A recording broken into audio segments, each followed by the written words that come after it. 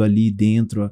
A minha esposa hoje, ela também, né, lidera mulheres, ela tem, né, ela tem um acompanhamento com algumas esposas, e ela começou também, Deus dando estratégia, ela começou a fazer essa ligação com as mulheres do clube, e aí nós vimos o Senhor expandindo essa questão assim do evangelho ali para um outro âmbito, porque até então era só no contexto dos atletas, né, com as esposas, com a família, e tava tudo bem. Cara, e o que a gente viu assim, o que Deus, né, o que mais nos impactou, de que tudo que nós estávamos vivendo ali, naquele contexto ali, era assim, era uma realidade totalmente diferente para nós. E a gente falou assim, cara, nós vamos, né? Deus está nos chamando para viver isso aqui, nós vamos, né? O Senhor está nos dando essa liberdade, essa oportunidade. E aí, quando nós estamos passando por um momento difícil dentro do clube, cara, nós ficamos muitos jogos sem perder, nós começamos a ficar muito tempo na zona de rebaixamento. E aí, irmão, isso assim é algo que o futebol, o que acontece muito no futebol, que o quê? As pessoas, infelizmente, elas fazem o que tiver que fazer para que não passe pelo momento difícil, pelo momento ruim, pela aquela questão assim, cara, vai manchar a minha imagem, vai, sabe? Eu digo isso na questão de jogadores, digo isso na questão de um âmbito todo que envolve um clube, e as pessoas elas fazem o que tiver que fazer. E por muitas das vezes, isso assim engloba e está diretamente ligado a todos que tá envolvido dentro de um clube.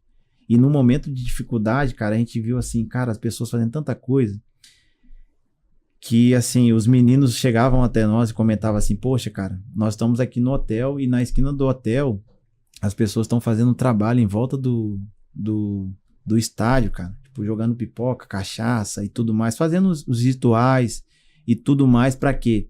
Para que a situação mudasse. E a situação não mudava. Era jogo após jogo, a situação não mudava. Jogo após jogo, a situação não mudava. Jogo após jogo, a situação não mudava.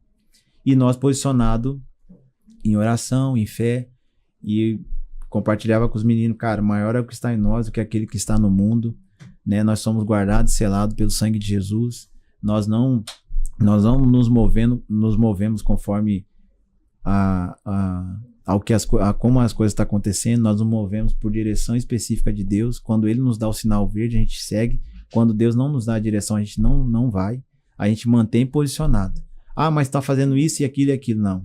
Nós temos uma direção específica? Não temos. Então nós não vamos nos mover. Ah, nós temos... Opa!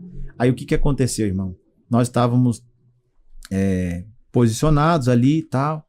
Até que um irmão nosso, Dudu, que hoje está no Juventude, ele teve um sonho, cara. Aí nesse sonho ele via todos nós fazíamos a oração da semana, toda semana a gente se reunia, né? Compartilhava um versículo para que o Senhor pudesse abençoar a nossa semana e tudo. Aí ele chegou e falou assim, Caio, eu tive um sonho. Eu falei, sério? Ele falou, sério.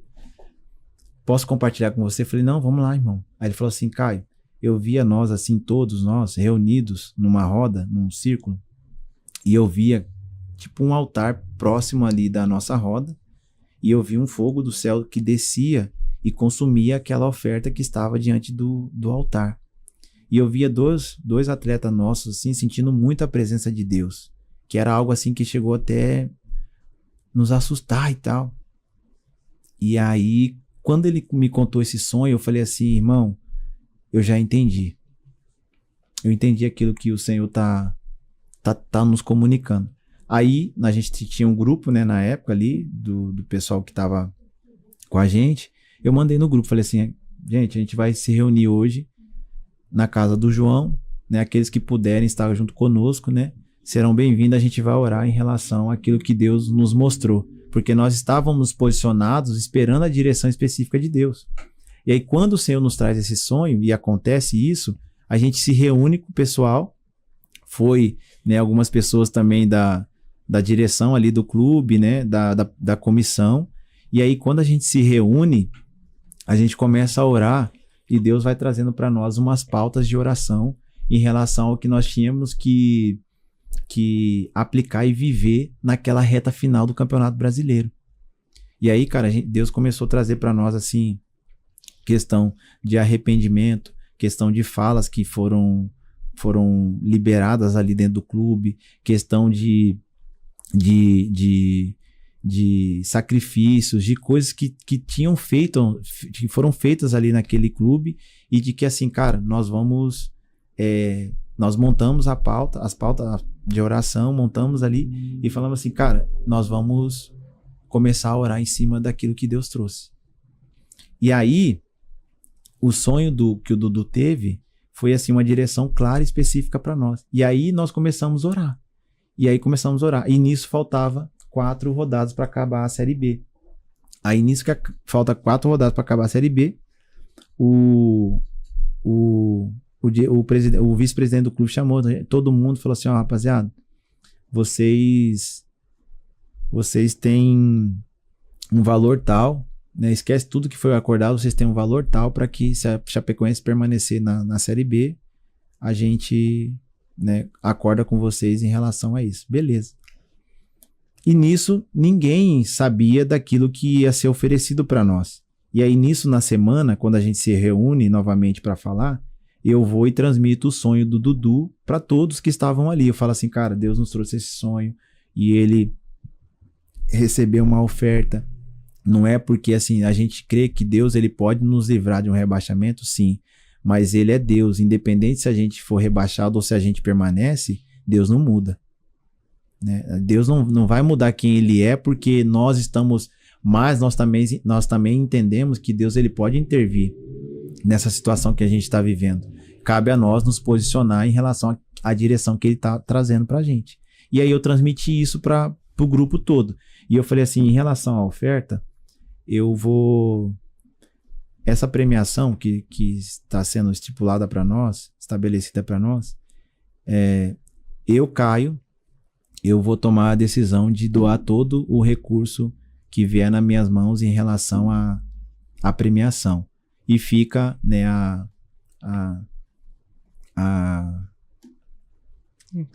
ao critério de cada um, na consciência de cada um, né, daqueles que acharem que podem ou que querem.